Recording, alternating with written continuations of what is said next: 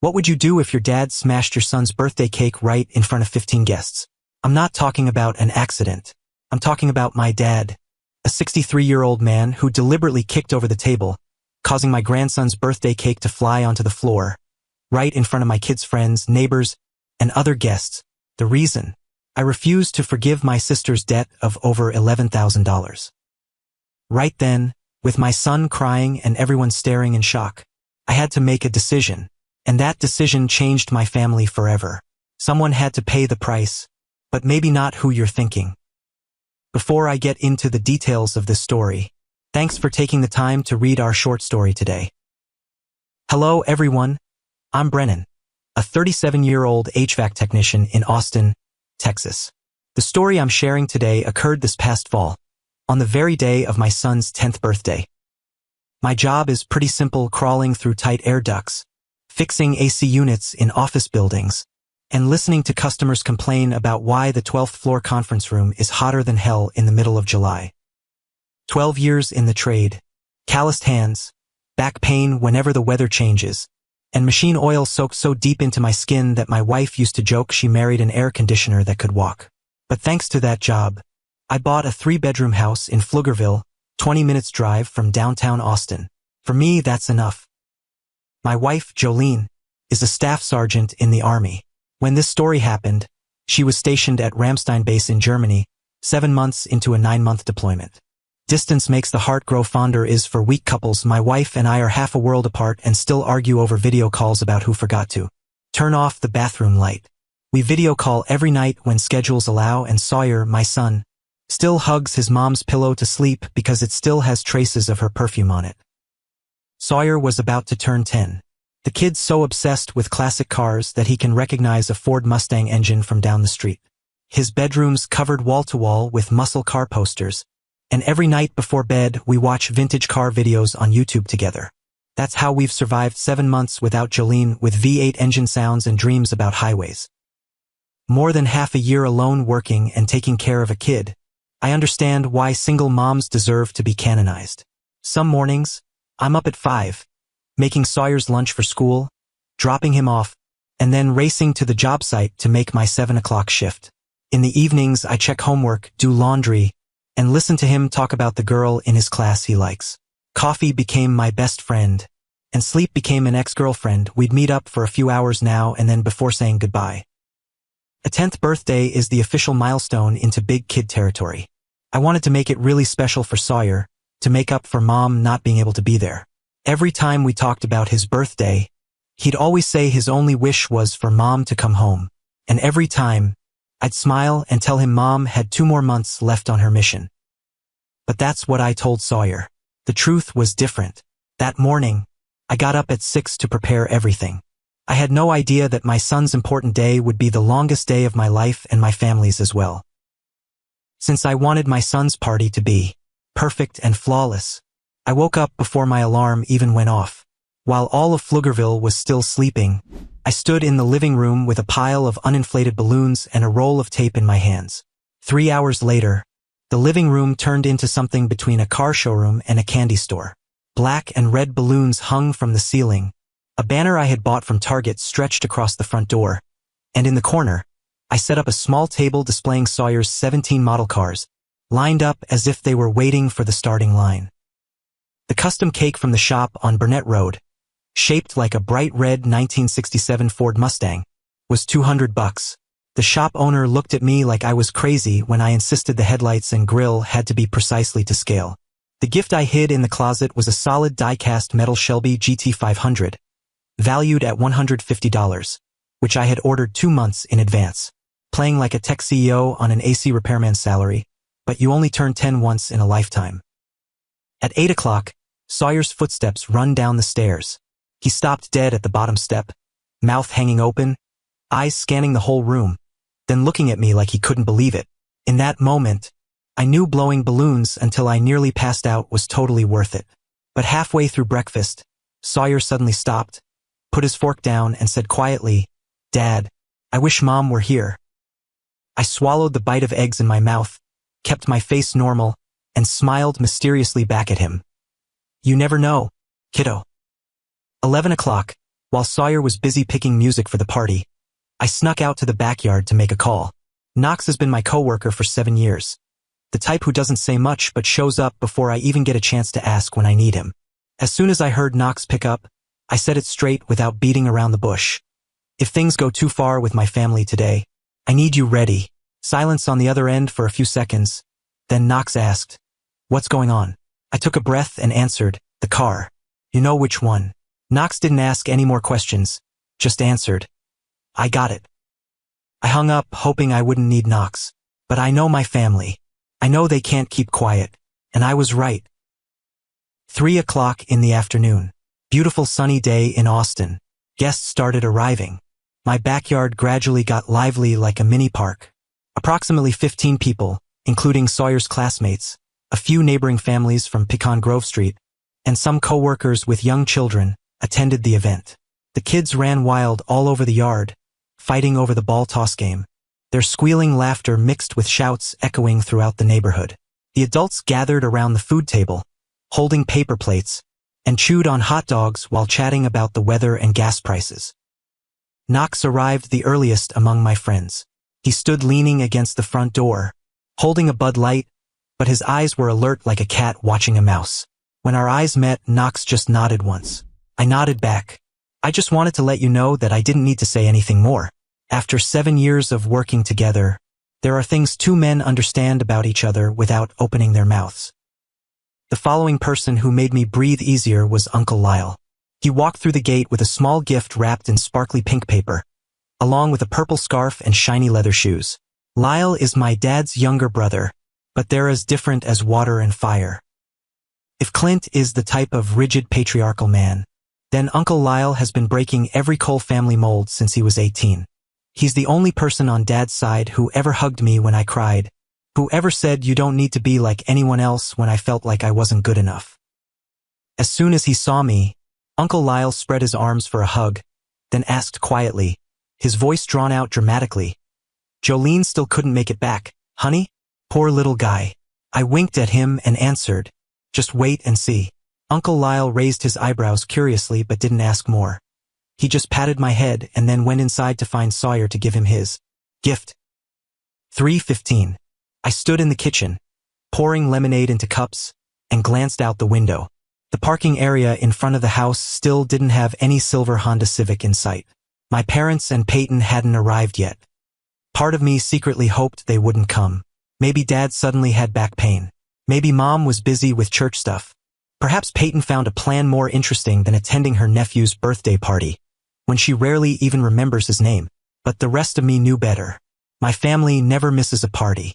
Not because they want to celebrate, but because they never miss a chance to show up, to comment, to remind me that I still owe them something, even though I never understand what that something is. I stepped out into the backyard, watching Sawyer laugh and joke with his friends. He ran past me, stopped long enough to hug my waist tight, and say, "Dad, this is the best birthday ever." My heart warmed up. Maybe I was worrying too much. Maybe today everything would be fine. Maybe Mom and Dad would come, give gifts, eat cake, then go home without turning the party into a trial for my sins. Maybe. 3:30. Sound of a car parking in front of the house. I looked out the window and saw the familiar silver Honda Civic. My stomach clenched. They had arrived. My parents' house, Clint and Darlene Cole's, is about 20 minutes from my place, assuming there's no traffic. But like always, they're always at least half an hour late, as if being late is their way of reminding everyone they're important enough to wait for. For other people, that might not be very pleasant. For me, it's so familiar that I know it better than the scripts of the movies I've watched repeatedly. My sister, Peyton, stepped out of the silver Honda Civic first, parked right in front of my house, making a statement. She was wearing a short dress and high heels, her makeup heavy, as if she were getting ready to hit the bars instead of attending her 10-year-old nephew's birthday party. Peyton locked the car, then turned back to look at it possessively, stroking the door handle like she was caressing a lover's face. Watching that scene, memories from 2 years ago flooded back into my head. 10 at night, phone ringing, Peyton's voice on the other end, full of tears. "Brennan, my car died in the middle of the road. The mechanic says fixing it costs more than buying a new one. She went on about needing a car to get to work, about her receptionist job at a spa on South Lamar Road. The problem was that Peyton's credit was so poor that no bank would lend her money. Then she suggested, I buy the car under my name, Peyton pays $400 a month for 24 months. A total of $9,600. I put down $5,000 up front. I agreed in just one night, not because I had money to spare, but because I remembered Peyton having to take the bus to work at night, getting followed by some creep all the way to the stop near her house, and calling me at midnight with a shaky voice because she was scared. She's my sister, and back then, I thought helping my sister buy a car was something any big brother would do. I sent a text confirming the explicit agreement, every payment every month. Peyton agreed to everything, along with a bunch of heart emojis and words that made me believe I'd done the right thing. You're the best big brother ever. I promised to pay on time. First month, $400 right on schedule. I thought I'd worried too much. Second month, Peyton texted, lots of expenses this month. Let me owe you. In the third month, she lost her job after arguing with her manager and promised to pay when she found a new one. 6 months, 1 year, 2 years, not another dollar. I reminded her 12 times through texts. 12 times, 12 different excuses. I'm struggling right now. You don't need anything anyway. And the classic, family doesn't keep score like that. The total amount by then was $9,500, including the insurance I had to pay for her every month. And the car was still in my name, because I was never stupid enough to transfer it to Peyton's name when she hadn't finished paying. The sound of car doors closing pulled me back to the present. My dad stepped out of the Ford F-150 parked behind, 63 years old, still walking straight-backed like he's reviewing troops. Mom followed, a 59-year-old, sweet smile on her lips, but her eyes were scanning my front yard like she was waiting for something. Nobody said sorry for being late. Of course not. I took a deep breath, then stepped out to open the door and welcome them in. Dad stepped across the threshold, eyes sweeping across the living room like he was appraising every piece of furniture. I knew right away that today wouldn't be as peaceful as I hoped. A month before Sawyer's birthday, I spent almost $8,000 from my savings to renovate the house, replaced the living room hardwood, repainted the walls, and installed recessed lighting in the kitchen. I didn't tell anyone in my family, because I know anything I have will become evidence against me. And that's precisely why they were shocked when they walked in. Sawyer ran out to hug Grandma and Grandpa at the door, but Dad's eyes just glanced over his grandson's head, and then stuck to the new hardwood floor. Dad didn't waste much time getting started. He stood in the middle of the living room, arms crossed, eyes looking at the TV, then turned to ask me, how much was this TV? You buy it? I answered briefly, bought it 2 years ago, Dad. My mom jumped in right away, voice sweet but words sour. The house is too clean. Must have hired someone to clean, right? Raising a kid alone and still having time for this. I didn't answer, just smiled and turned away. I understand what they're doing. Every question, every comment is a brick building toward one single argument. Brennan has money, Brennan's well off, Brennan's stingy with his sister. Peyton sat in the corner of the room, feet up on the chair, eyes glued to her phone. She took pictures of the room, photos of the party table and images of herself with beauty filters, then posted them on social media. Sawyer ran past her 3 times, showing off a book about cars that a friend gave him, but Peyton just said aha and looked back down at her screen. A 10-year-old nephew wasn't worth her looking up for 10 seconds. Watching that scene, I wondered why I still tried to maintain this relationship. Then the answer appeared right in my head, because 6 months ago, I tried demanding fairness, and the price I paid was a week of hell. Back then, I texted Peyton, hey, I need you to start paying back gradually. Even $100 or $200 a month would be fine. 2 weeks of silence. I asked again, and she exploded over the phone. You know I'm struggling and you're still pushing me. You're selfish. That very night, Dad called and chewed me out. You're calculating every penny with your sister? Are you even a man? Mom texted 3 long paragraphs about her sacrifices, about how expensive it was to raise and educate me, about how I have everything while Peyton has nothing. I finished reading, didn't reply, and then turned off my phone. I sat in the dark. Back then, I wanted to cut ties with everyone. But then I thought about Sawyer, thought about how he needs his grandparents, so I swallowed my anger and kept quiet. But that day, as I looked at these people I called family, I wondered if my silence really protected Sawyer or not. For 15. An hour passed without any more interrogation. The kids played outside, laughter still ringing. Adults gathered around the food table. Mom, Dad, and Peyton sat in their own corner, whispering to each other. I couldn't hear clearly, but occasionally they glanced toward me. Knox was still in his old position near the door, occasionally looking at me like asking, "You okay?" I nodded slightly. For 30. Time to open presents. I called everyone into the living room and arranged the gifts in a circle. Sawyer sat in the middle of the room, eyes bright, surrounded by colorful gift boxes waiting to be opened. He didn't know that the next 15 minutes would be the worst 15 minutes of his little life. Sawyer opened each gift, squealing with joy at every one. A book about American car history written by his classmates. A Corvette-shaped Lego Technic set from the neighbor's family. Professional colored pencils from my coworker couple, because they knew Sawyer liked drawing cars. With each gift he opened, he'd grin from ear to ear, run to hug the gift giver, then come back to tear open the following box. Then came Grandma and Grandpa's turn. Clint stood up, carrying a large box wrapped in shiny silver paper, and placed it in front of Sawyer. He tore the paper, opened the lid, and his eyes went wide like two headlights. He screamed, voice squeaky with excitement, "Grandpa, Boss 429, this is the rarest one ever." Inside was a 1969 blue Ford Mustang model car, made of die-cast metal and detailed down to every bolt. Sawyer hugged his grandpa tightly, and everyone clapped. A few people whistled. I stood next to the cake table, smiling, feeling like I could breathe for the first time all day. Uncle Lyle stood next to me, patted my shoulder, and said quietly, voice drawn out, "You threw such a beautiful party, honey.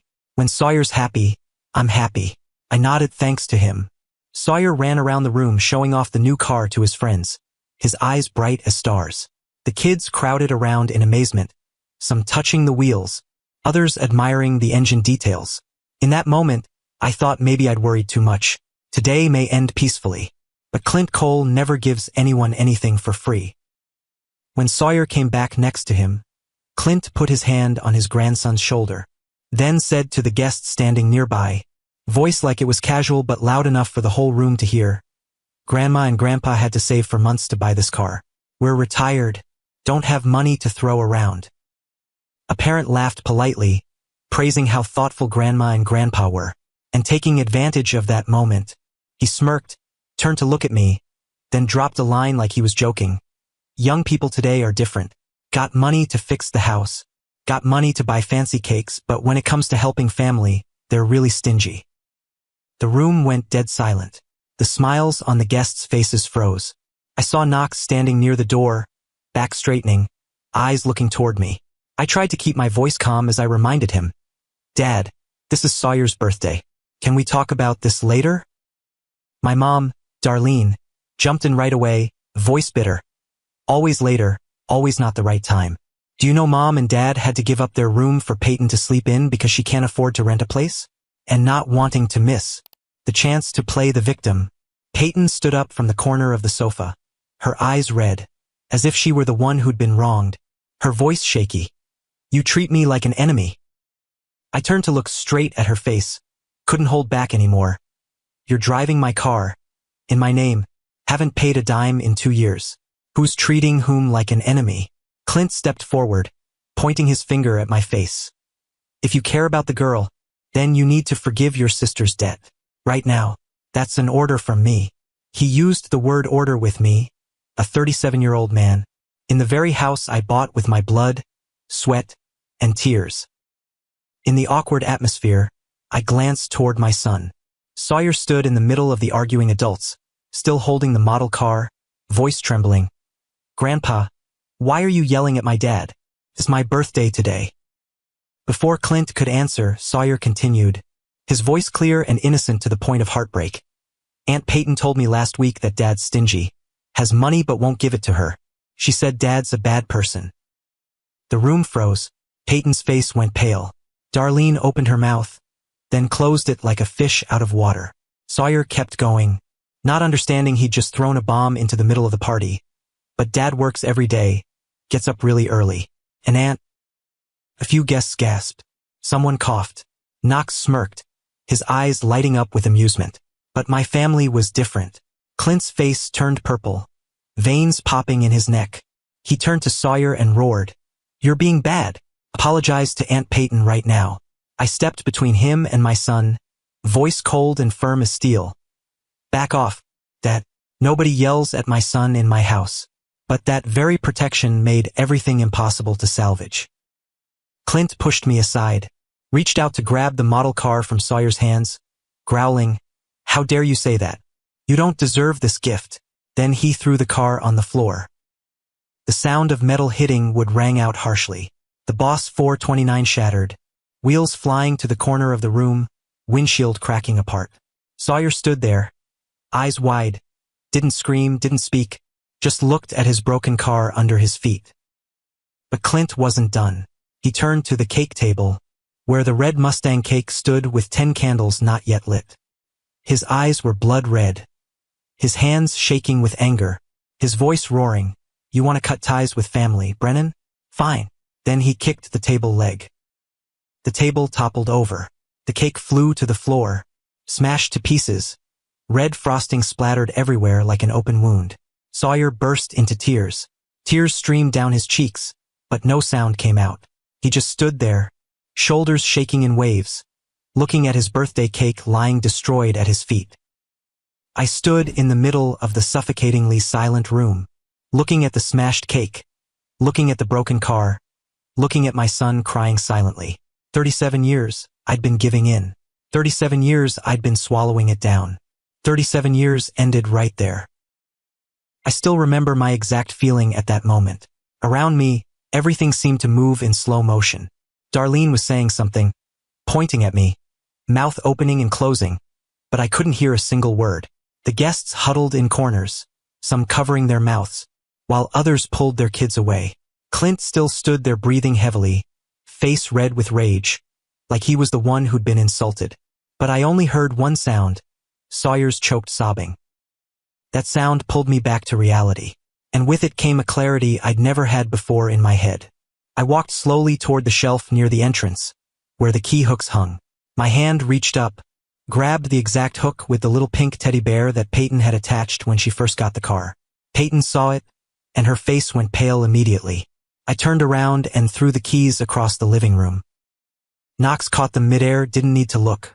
He held up the keys, glanced at the dangling pink teddy bear, then looked at me and nodded once.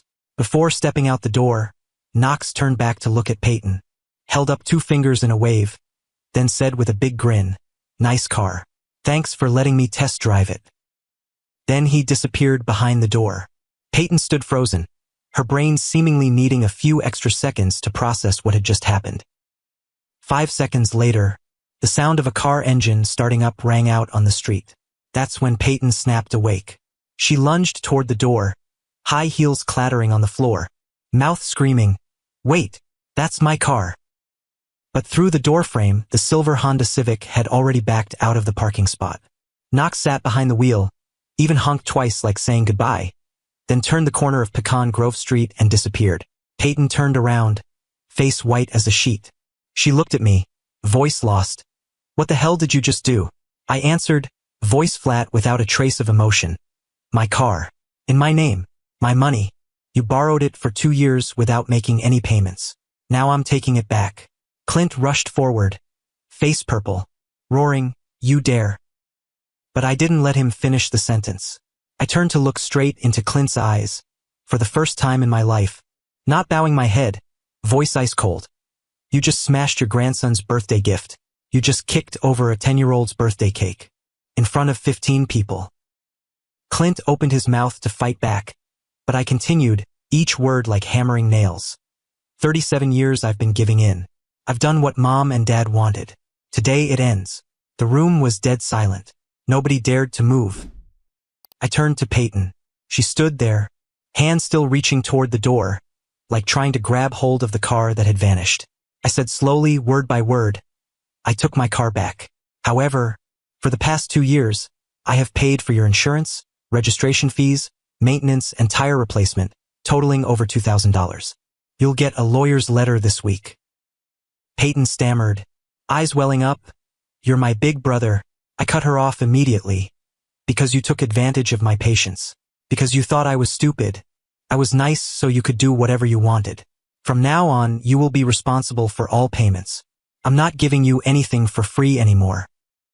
Darlene finally spoke up, voice choked with reproach. You can't do this to family. I turned to look at her and answered, family doesn't kick over children's birthday cakes. That statement made Darlene go silent. In the heavy silence, a small voice rang out from behind me. Sawyer stood next to the pile of smashed frosting, eyes red, but had stopped crying. He took a deep breath, then looked straight at Grandma, Grandpa, and Aunt, voice shaky but each word clear. I don't want to see Grandma, Grandpa, and Aunt anymore. Never. Clint's eyes bulged, about to scold his grandson. But Sawyer had already continued, his eyes looking straight at his grandfather. You're a bad person. The words of a 10-year-old child, but heavier than any adult accusation. I put my hand on Sawyer's shoulder, pulled him toward me, then pointed toward the door. Get out of my house. Right now. Clint gritted his teeth, about to open his mouth again. But right then, the back door burst open. My wife, Jolene, stood at the back door threshold, combat uniform still on, backpack over her shoulder, face frozen. 7 months she'd been counting every day, imagining the moment she'd walk in just as Sawyer blew out his candles.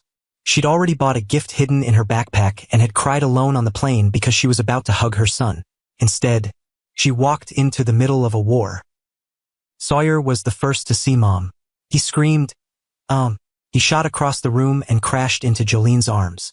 She knelt and hugged him tight, hands stroking Sawyer's hair, mouth whispering, I'm home.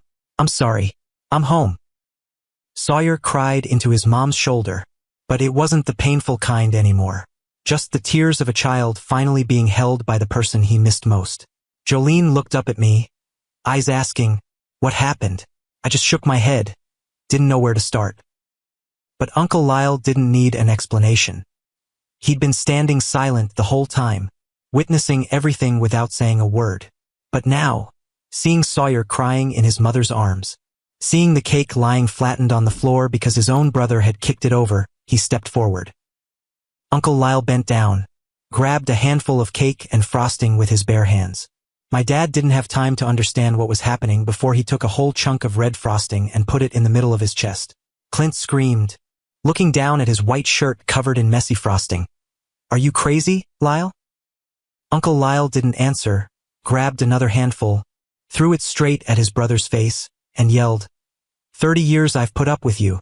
30 years you've looked down on me. But today you smash a 10-year-old's birthday cake? He grabbed more, this time throwing it toward Darlene. She couldn't dodge in time. Frosting splattered all over her hair. Uncle Lyle screamed, voice echoing throughout the room. Get out of here. Get lost. All three of you get out of this house now. He chased them to the door like chasing ghosts, hands still covered in frosting, mouth never stopping. Shameless. No dignity. Get out. Peyton tried to run fast, but her high heels slipped on the frosting-covered floor, causing her to stumble and grab her mother's arm. Clint dragged his wife and daughter to the front door, face purple with anger and humiliation. Uncle Lyle stood blocking the door, pointing straight to the street. Don't come back until you know how to apologize to the boy. They got in their car. Peyton had to sit in the back seat, her clothes spotted with frosting. Car doors slammed. The engine sound is fading away. Uncle Lyle turned around, looked at his hands covered in frosting, then looked at me. He shrugged, voice calm as if nothing had happened. I've hated that bastard since 1987. Today I finally got the chance. I burst out laughing, although I wasn't sure if I was laughing or crying. The guests around us started laughing too, and the laughter spread throughout the room like frosting splattered across the floor. And strangely, thanks to Uncle Lyle, that afternoon ended with a frosting fight party that none of us would ever forget. The kids cheered, grabbing frosting to throw at each other. Adults stood laughing until they cried. Sawyer, face still streaked with tears, now covered in red frosting and grinning from ear to ear, was chasing his friends around. Some slipped and fell, some got frosting all over their faces like clowns, laughter echoing throughout the backyard. The moms shook their heads in exasperation, looking at the pile of clothes they had to wash, but nobody bothered to stop them. Jolene sat on the back doorsteps, watching that chaotic but happy scene, then turned to me, shaking her head and laughing. "I'm gone 7 months? Come home to what the hell is this?" I sat down next to her, shoulder to shoulder, and didn't know how to answer welcome home. That night, after Sawyer fell asleep soundly between his parents, Jolene turned and asked quietly, "Are you okay?" I told the truth. "No, but I will be, because I have you and Sawyer." After that birthday party, my family underwent a complete transformation in ways I never expected.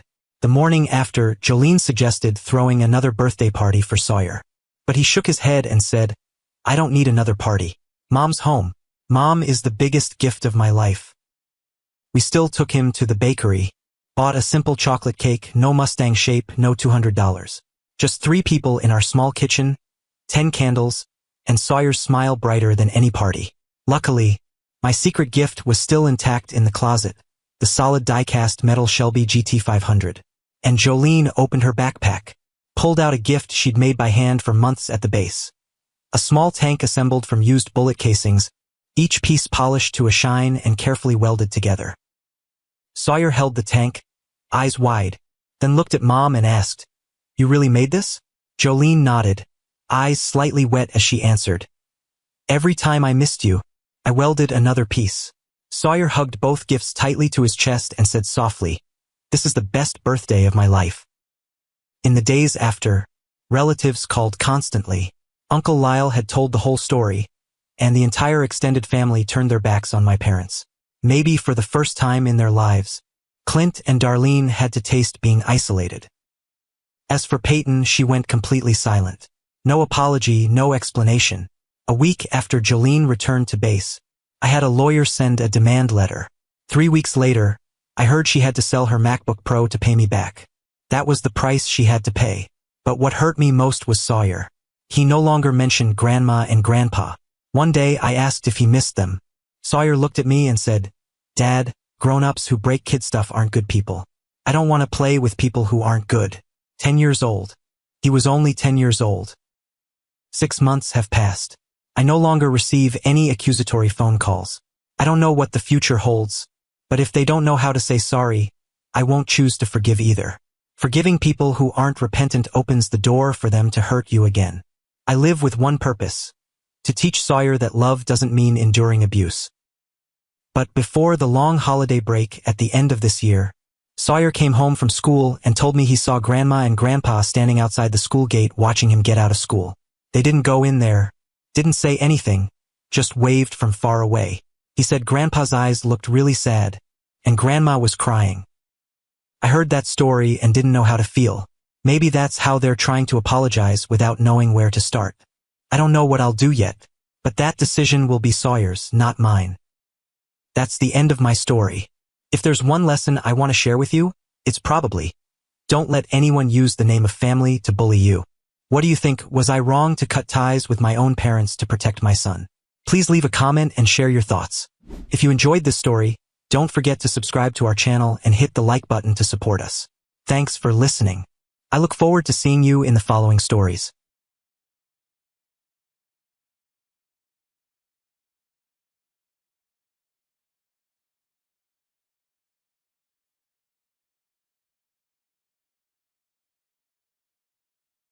He's not my grandson. Don't bring him into this house. Dad said it straight to my face, right in front of Emilio, my 6-year-old son. The kid just stood there, one hand gripping mine tight, the other clutching that old, worn-out teddy bear he'd carried since the first day he came home with me. But what broke my heart wasn't what Dad said. It was how Emilio reacted. He didn't cry, didn't ask why. The kid just quietly let go of my hand, turned around, and walked back to the car parked in the driveway by himself. That silence haunts me to this day. But 2 weeks later, when I discovered the secret they'd been hiding from me for 10 years, I finally understood that night was just the tip of the iceberg. Before I delve into the details of the story, I would like to sincerely thank you for choosing our story today. Every like and share from you gives us the motivation to keep sharing stories like this every day. Hello everyone, I'm Jensen, a 35-year-old software engineer living in Portland, Oregon. The story I'm telling today started in November last year, when a fire didn't just burn down my house and my son's home, but also exposed the truth about the people my son still believed were his grandparents. For you to understand this story, I need to tell you a bit about myself. I'm a single dad, working remotely for a tech company in Seattle, and have been living on my own since I was 22. 13 years of independence wasn't because I loved adventure, but because at mom and dad's house, I always felt like I was in the way. 3 years ago, my life changed completely when I met Emilio. Back then, I was volunteering for an organization that supports immigrant children in the southeast Portland area, near Powell Boulevard. Emilio was a 3-year-old boy from Guatemala with big, round eyes and a smile that could melt anyone.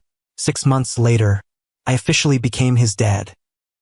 About my biological family.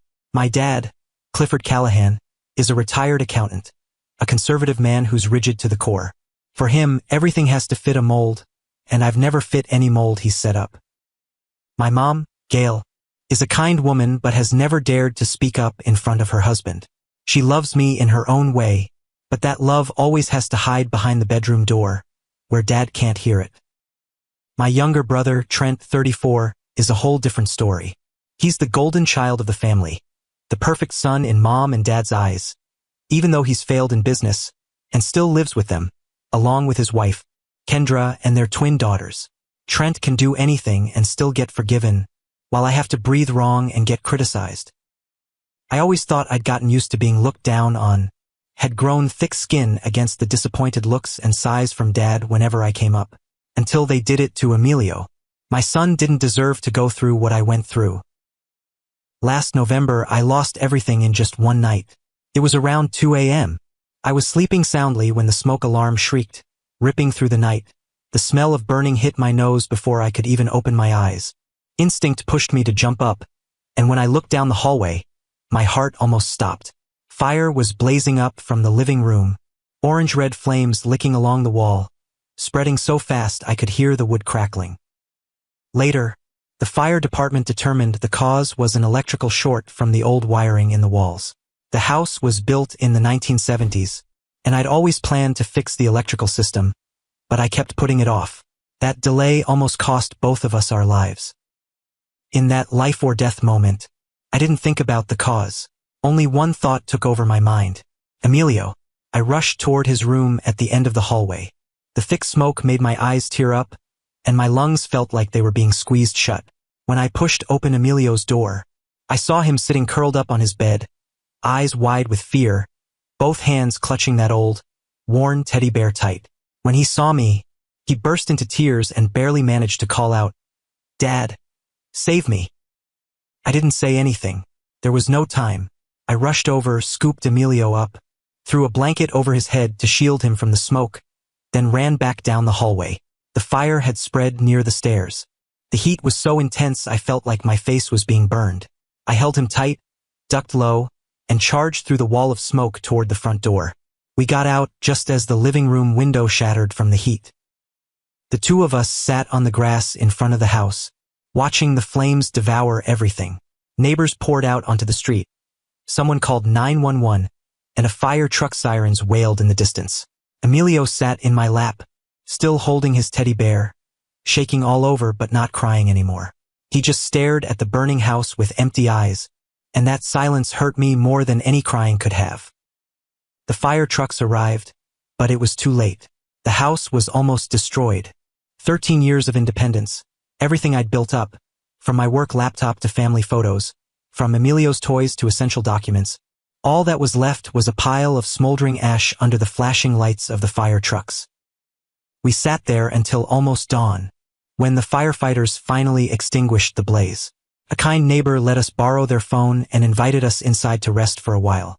Emilio sat on a stranger's couch, still holding his teddy bear, eyes drooping from exhaustion. Before falling asleep, he whispered to me, "Dad, where are we going to sleep now?" That question tore my heart apart.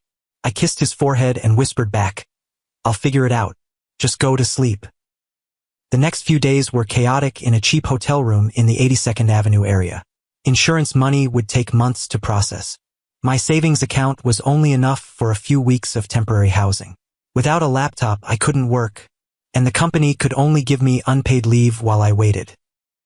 In my most desperate moment, sitting there watching Emilio sleep curled up on that strange bed, a thought crossed my mind. Sacramento, Mom and Dad's house, about an hour's drive from Portland down I-5. I hesitated for 2 days before picking up the phone to call Mom. The relationship with my family had never been great, but now I didn't have any other choice. I needed a place to stay while waiting for things to stabilize, a place with internet so I could work when the company sent a new laptop, and most importantly, I needed a temporary roof over my son's head. Mom's voice was surprised when I told her about the fire. She was quiet for a moment, then said to me in a warm voice, "Of course, honey, come home. Your room's still there." Hearing her say that, part of me felt relieved. Maybe time had changed everything. Maybe having a grandson would soften Dad up. Perhaps this was an opportunity to heal the cracks that had persisted for more than a decade. When I told Emilio the news, for the first time in days, his eyes lit up. He looked up at me and asked, "Dad, is Grandma's house big?" I smiled, ruffled his hair, and answered, "Big enough for both of us." 6 hours of driving later, when I stopped in front of Mom and Dad's house on Folsom Boulevard with the porch light still glowing warm in the night, I had no idea that the door was about to slam shut in my son's face. After the call with Mom, we hit the road that same night. All we had between the two of us was an old pickup truck, an old backup phone in the car, a few sets of clothes we'd rushed to buy at Target, and the teddy bear that Emilio clutched tight in his arms. Lucky for us, the night of the fire, I was being lazy and didn't put the car in the garage like usual. Otherwise, we probably would have had to catch a bus instead of driving ourselves down I-5. 6 hours of driving through the night. That was probably the most extended trip Emilio had ever taken. He slept for a few hours, then woke up, eyes staring out the car window at all those strange streetlights, arms holding that teddy bear he always brought on our short father-son trips. For me, it was the most troubling drive I'd ever taken. Throughout the entire stretch, I kept thinking about going back to Sacramento. I'd hoped I'd be like other kids, welcomed home after months away.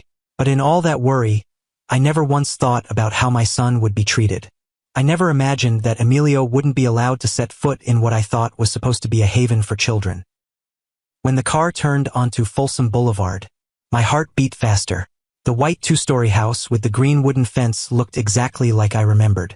The porch light was still glowing warmly, just as it had every time I'd come home to visit before. I stopped the car, looked over at Emilio. He was fully awake now, eyes wide as he stared at the unfamiliar house. "This is your grandparents' house," I said, trying to keep my voice normal. Emilio nodded, still holding that teddy bear tight like it was his way of comforting himself. We got out of the car and walked toward the front door. I hadn't even gotten a chance to knock when the door opened. Mom stood there, her face lighting up with joy when she saw me. But her smile froze the moment her eyes fell on Emilio standing behind me. She stood there frozen for a second, then looked at me with an expression I'll never forget. "Oh, you brought the boy with you?" That question hit like a slap. I stared at Mom in shock, unable to believe what I was hearing. "Where did you think I'd leave a 6-year-old? My voice shook as I tried to hold back. "My house just burned down. Who do I have besides Emilio?" Mom didn't get a chance to answer before Dad appeared behind her. Clifford Callahan stood there, tall and cold, just like I remembered. His eyes swept over me, then stopped on Emilio. He looked at my son from head to toe, like he was observing some strange object that shouldn't be appearing at his front door. Emilio stepped closer to me, his tiny hand gripping mine tight, waiting. Then Dad opened his mouth, and that sentence changed everything forever. "He's not my grandson. Don't bring him into this house." The air froze. I felt Emilio's hand squeeze tighter in mine. Mom stood next to Dad, eyes looking down at the ground, not daring to look at me. "Clifford, maybe we could." Mom tried to speak up, her voice small and weak. "This is my house." Dad cut her off, his voice cold as steel. "When I say no, I mean no." Right then, Trent appeared in the hallway behind them. My younger brother stood there, arms crossed, watching the whole scene without saying a word. When our eyes met, Trent just shrugged and turned away, like this had nothing to do with him. Kendra, Trent's wife, also poked her head out to look.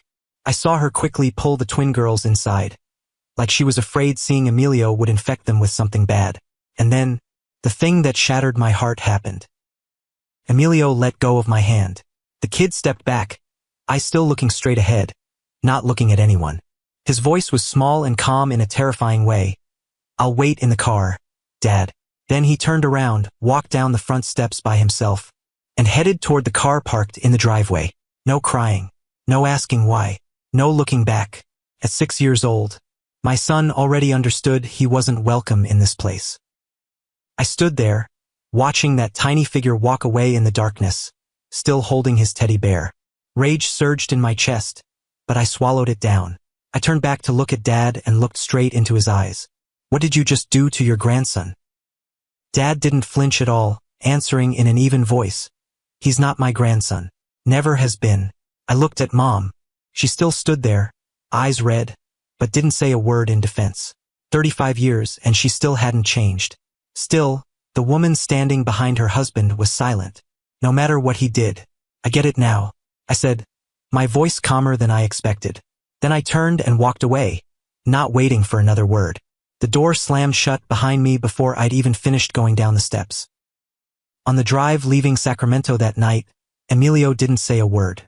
He sat in the back seat, looking out the car window, one hand holding his teddy bear, the other quietly wiping away tears. Silent. In that moment, when I looked in the rearview mirror and saw those little shoulders shaking in the darkness, I remembered myself 30 years ago, in that same house, with the same tears that I'd learned to hide.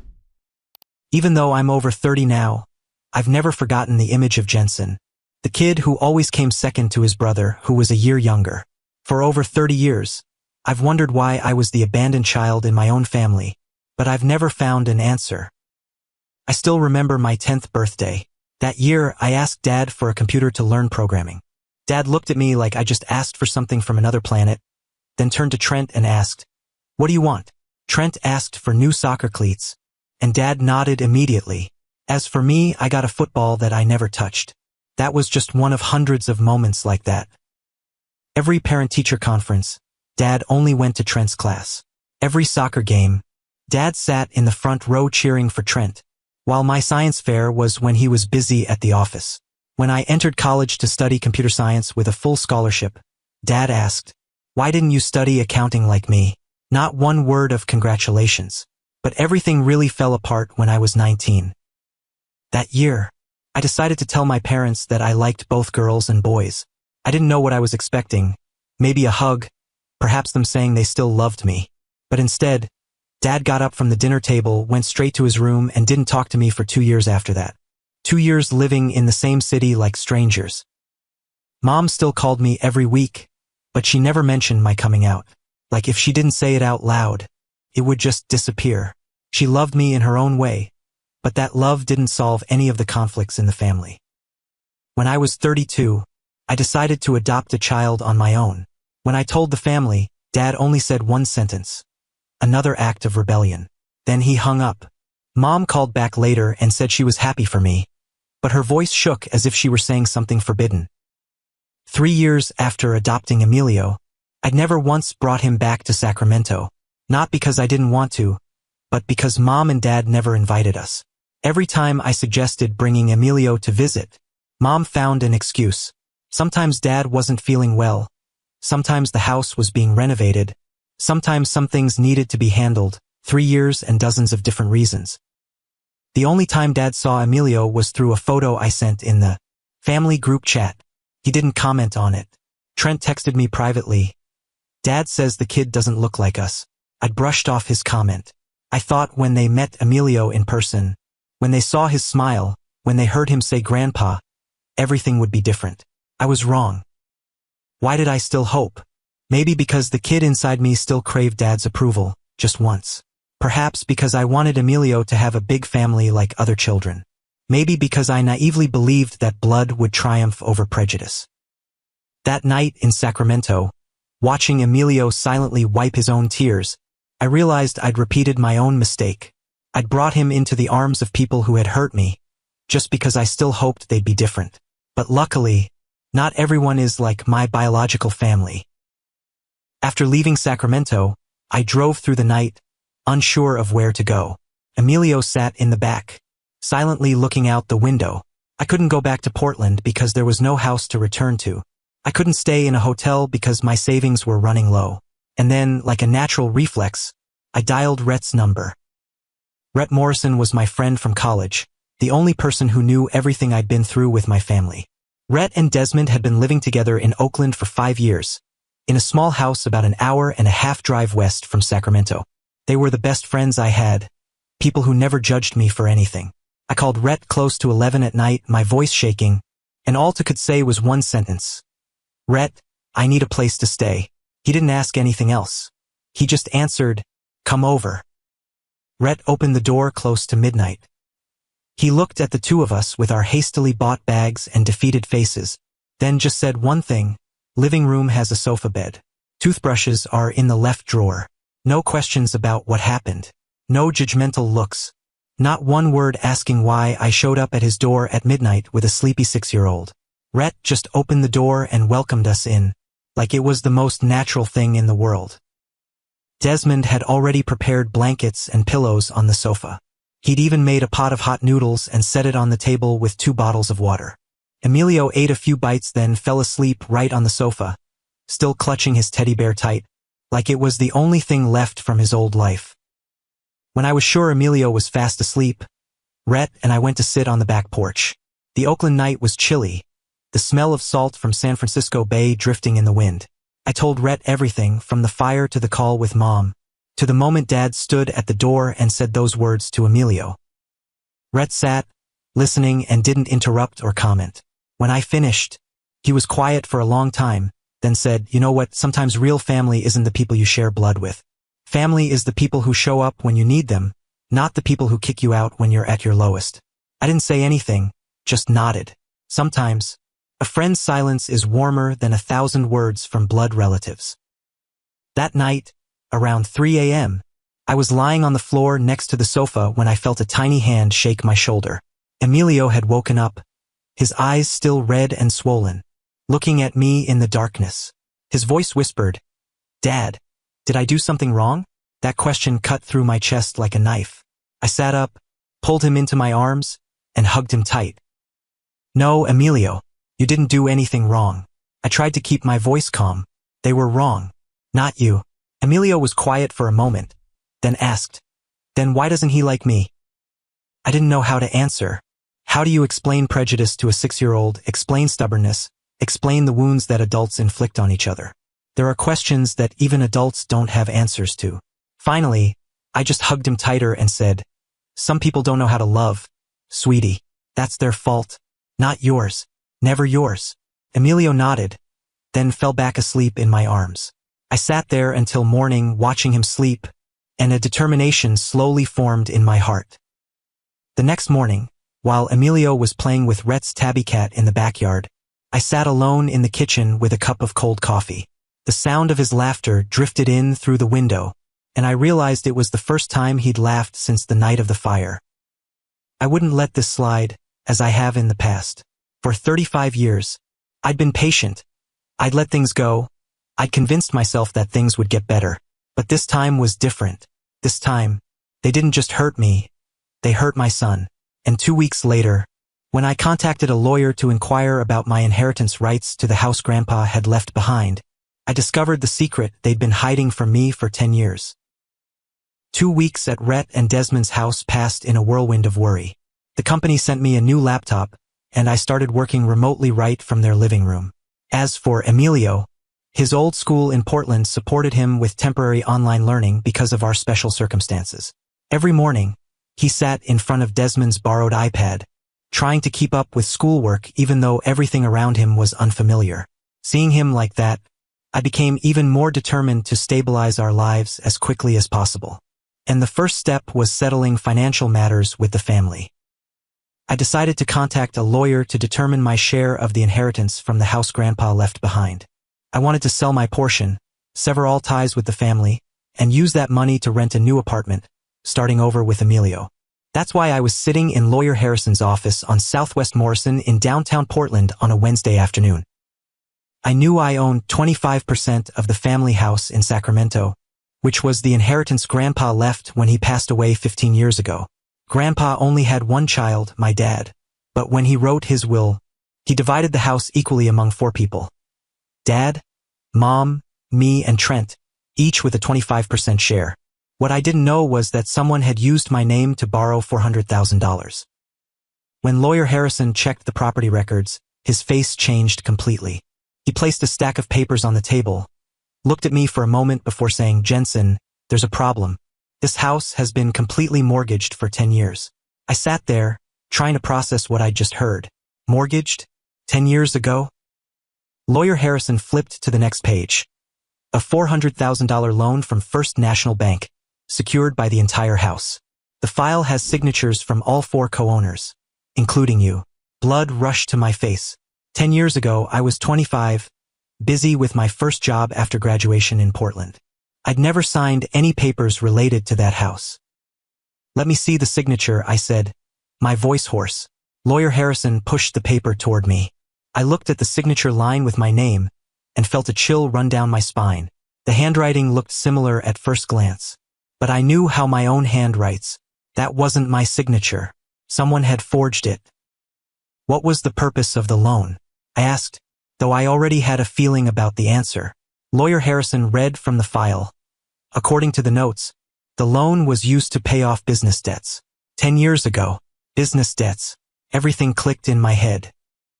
That year, Trent opened a sporting goods store in Sacramento. After just 8 months, the store went bankrupt, leaving behind huge debts. I still remember Dad calling, his voice calm as if nothing had happened. Trent's situation has been handled. You don't need to worry. I didn't ask more because I trusted Dad. It turns out that his way of handling it was forging my signature to borrow money to save his golden child, then covering it up for a whole decade. Lawyer Harrison looked at me, his voice lowering. Jensen, you have 3 options.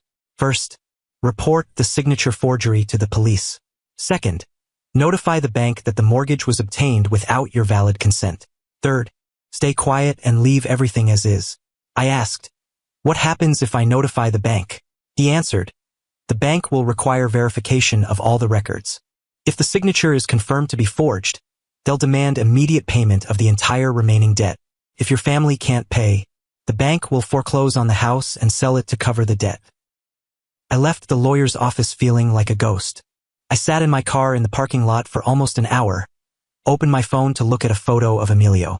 He was laughing, holding Rhett's cat, his eyes bright for the first time after so many dark days. My son had been rejected, kicked out the door by the very people who'd used my name to borrow money without bothering to ask me one question. They could take my signature, they could take my inheritance, but they had no right to trample on my son's dignity. The decision was made immediately. After a night of thinking, I didn't back down. I had to let them see that rejecting my son, trampling on an innocent 6-year-old, came with a price. I didn't report Dad for signature forgery because he was still the man who gave me life. I just notified the bank that the mortgage didn't have my valid signature. The rest they could handle themselves. The bank responded faster than I expected. They demanded signature verification and hired an independent expert to examine the signatures. 2 weeks later, the results came back. The signature on the mortgage file bearing the name Jensen Callahan was found to be forged. The bank immediately sent notice demanding payment of the entire remaining loan within 90 days. If not, the house would be foreclosed and sold at auction. The first call came from Trent. My brother's voice shook with anger. Are you insane? You're gonna destroy this family. Do you understand that? I answered, voice calm. What family? The family that kicked my son out the door at midnight? Or the family that forged my signature to borrow money to pay off your debts? Trent was quiet for a moment, then said through gritted teeth, you've always been selfish. You only think about yourself. Selfish? I laughed bitterly. 10 years ago, who used my name to borrow money without bothering to ask me one question? Who lived in that house for 10 years, while I was unaware of the debt? Don't talk to me about being selfish, Trent. He hung up without another word. The second call came from Mom. Her voice choked up, crying mixed with every word. Jensen. Please, Dad's old. This will kill him. Can you withdraw the complaint? Hearing Mom cry, part of me wanted to soften. But then I remembered the image of Emilio walking back to the car by himself in the dark. Remembered those little shoulders shaking as he silently wiped his tears alone. Mom, I said, trying to keep my voice calm. What about what Dad said to Emilio? My son is only 6 years old. Did you think about that? The other end of the line went silent. I continued. Do you know what Emilio asked me that night? He asked if he had done something wrong. 6 years old, Mom. 6 years old, and he thought it was his fault. Mom cried harder, then said through tears, Can you forgive us? For me? Did you apologize to Emilio? Mom didn't answer. She just cried, and I knew what the answer was. That's what I thought, Mom, I said, then hung up. What about Dad? Clifford Callahan didn't call me. He never called. Instead, he sent me a brief email. Typical of his style. You've always been an ungrateful and stupid son. I don't have a son named Jensen. I read the email from the man who gave me life, and instead of pain, I only felt empty. 35 years trying to get Dad's approval, and this was the final answer. Maybe this was the best thing for both of us. 3 months later, the house was appraised at $890,000 and auctioned off by the bank to recover the debt. After deducting the remaining loan and legal fees, my 25% share left me with $67,000. My family completely collapsed. Mom and Dad had to move out of the house they'd lived in for over 30 years, into a small apartment on the outskirts of Sacramento. Trent and Kendra also had to rent their own place for the first time in their lives.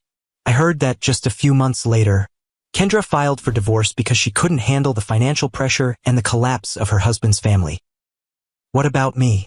I used that $67,000 to open an education fund for Emilio.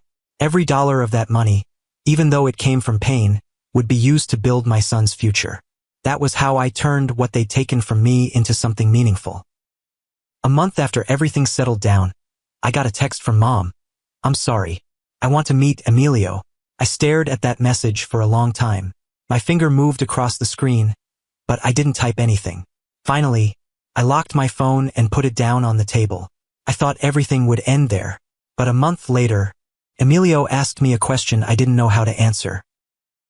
After that day, Mom's text still sat in my phone, but I never replied.